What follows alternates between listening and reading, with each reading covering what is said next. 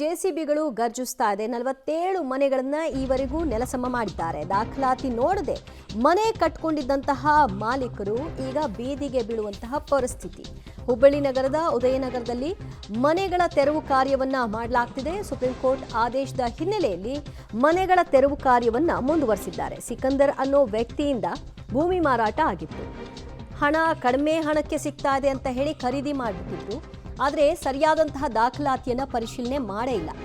ಜಾಗದ ಮೂಲ ಮಾಲೀಕ ರಾಮರಾವ್ ಅನ್ನೋರು ಕೋರ್ಟ್ ಮೊರೆ ಹೋಗಿದ್ರು, ಇದು ನನ್ನ ಜಾಗ ಅಂತ.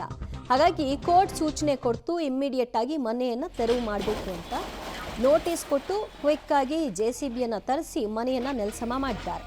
ಆ ಮನೆಗಳಲ್ಲಿ ಈಗ ವಾಸ ಆಗಿದ್ದವರು, ಈ ಸಿಕಂದರ್ ಅನ್ನುವಂತಹ ವ್ಯಕ್ತಿಯನ್ನ ನಂಬಿ ಹಣ ಕೊಟ್ಟವರು ಈಗ ಬೀದಿಗೆ ಬಿದ್ದಿದ್ದಾರೆ.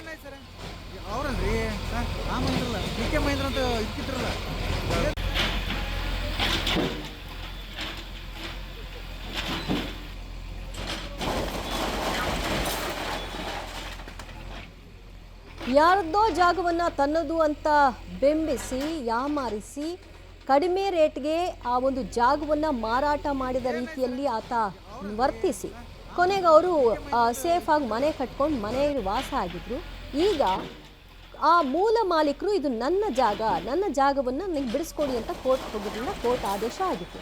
ಈಗ ಮನೆ ತೆರವಾಗಿದೆ.